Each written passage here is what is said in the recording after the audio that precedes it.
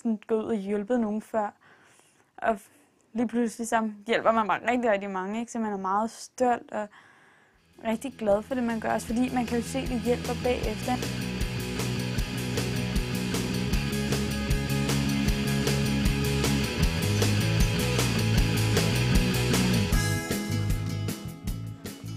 Johanne Hampen Olsen går i 9. klasse på Hjortespring Skole, der ligger i Herlev ved København. Her har man siden 2004 uddannet en gruppe ældre elever i, hvordan de kan hjælpe deres yngre skolekammerater med at løse konflikter. Om vinteren så er det jo sådan noget med sne og sådan noget, ikke? Men ellers er det, med piger er det sådan noget med at blive lukket ude, ikke?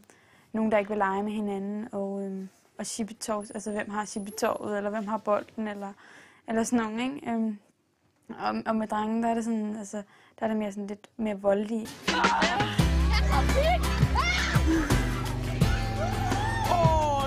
På Hjortespring Skole er der omkring 25 aktive elevmalere, som alle har været igennem kurser i konflikthåndtering og mægling. De har blandt andet lært om konflikttrappen og om de regler, der findes for mægling. I skolegården er de nemme at kende på deres sorte kasketter. I starten der gik vi så hen og spurgte, hvis der er nogen, vi ser er ked af det, eller der foregår en konflikt, nogen der var skændt eller slås eller noget.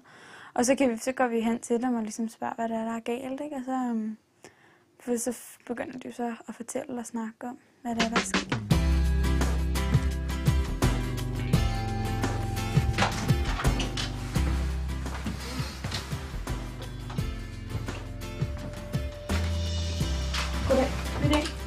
Johanne var ikke den mindste i tvivl om, at hun ville være med, da elevmægling blev introduceret på Hjortespring Skole.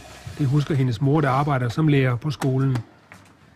Man valgte i 6. klasserne at gå ud og lave et mæglerkursus for alle 6. klasserne fik det her kursus. Og bagefter kunne man melde sig, om man havde lyst til at blive sådan en mægler, der skulle gå ud i frikvartererne og også have nogle mæglinger i et særligt lokale. Og det var Johanne simpelthen tændt på lige med det samme. Helt. Yeah! Så det meldte hun sig til. Jeg kan i hvert fald huske i starten, der følte man sig meget stolt, når man lige havde, altså, fordi det var noget helt nyt, ikke? Og man havde aldrig, jeg havde aldrig sådan gået ud og hjulpet nogen før. Og lige pludselig så hjælper man bare rigtig, rigtig mange, ikke? Så man er meget stolt og rigtig glad for det, man gør. Også fordi man kan jo se, at det hjælper bagefter, ikke? Altså, når de to, man lige har stået og hjulpet, de så bagefter går ud og lege sammen, jamen så bliver man jo rigtig glad for det, man har gjort, ikke? Og ved, at det hjælper. Nå, hvornår lavede du den? Jeg lavede den i forgår. Nå. Og var det så nogen, der ødelagde den? Nå.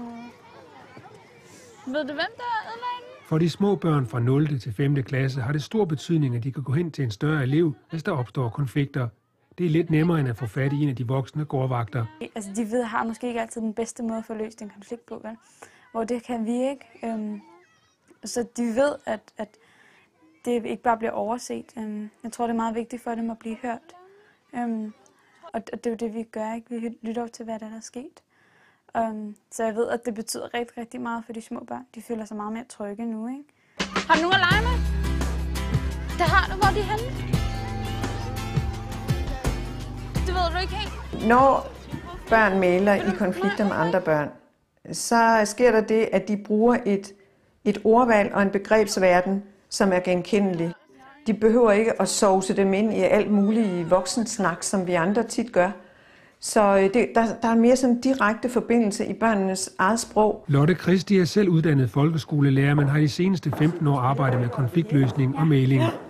Hun har blandt andet været med til at udarbejde rapporterne Grib konflikten og Hvad har du gang i?, der handler om konfliktløsning blandt børn og unge. Og Lotte Christi er en varm fortaler for, at store elever hjælper små elever med at løse konflikter. De små børn er meget trygge ved, at det er nogle børn, som bare er lidt ældre end dem selv, som kender til den verden, de snakker om, som kender til at føle sig udenfor, som kender til at blive ked af det, at blive drillet og føle sig krænket, og som ikke er på samme måde som de voksne nogen, der så også skal moralisere eller skælde ud. Jeg lytter meget til dem, ikke? Altså det tror jeg er vigtigt, at jeg lytter til dem. Og ligesom kommer ned på deres niveau, og så sætter mig ned i knæ, så jeg ikke står sådan bøjet ind over dem, og ligesom skal dømme dem. Men kommer ned på deres niveau og ligesom hører på, hvad det er, og snakker med dem. Og sørger for selvfølgelig at behandle dem retfærdigt, ikke?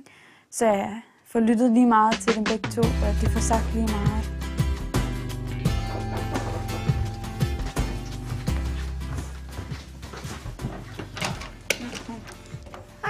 Johanne har lært meget i de par år, hun har været elevmaler på sin skole. Den viden har hun suppleret med et praktikophold hos Lotte Christi. Men det er ikke kun små elever på Hjortesprings skole eller voksne på konfliktkursus, der har gavn af Johannes erfaringer. Hun er blevet klogere, også på sig selv. Altså, hvis jeg kommer op og skændes med nogen, det kan jeg jo godt. Så er jeg meget bevidst om, at det skal bare ikke gøres værre. Jeg skal ikke begynde at sige igen, eller jeg skal ikke begynde at gøre noget igen. Jeg skal bare sige, okay, fint nok, det gjorde du. Enten det gjorde mig meget ked af det, eller det, jeg synes, det var uretfærdigt. Men okay, sådan var det. Jeg er meget bevidst om, at jeg ikke skal begynde at sige, ej, du er også bare dum, og alt sådan noget, ikke? Så det synes jeg er lidt vigtigt, ikke? Det, at hun er mægler, har betydet noget i forholdet til andre, til kammeraterne. Hun er blevet friere. Det der var måske noget med selvværd at gøre. At hun hviler endnu mere i sig selv. Og så har det jo betydet det på længere sigt, at hun er blevet klar over, hvad hun vil. Da jeg begyndte med det der mailing, der fandt jeg jo ligesom ud af, at det der med mennesker og med at hjælpe dem og sådan noget, det var rigtig, rigtig spændende, ikke? Det synes jeg. Så der gik jeg også og legede lidt med tanken om, hvad man kunne blive altså, i forhold til det, ikke?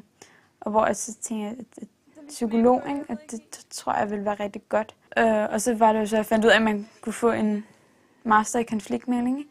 Og det kunne jeg rigtig godt tænke mig. Så jeg kunne godt tænke mig at arbejde med det her så lidt i mit liv. Okay. Var det lige øjet, eller hvad? Nej, var det forkert?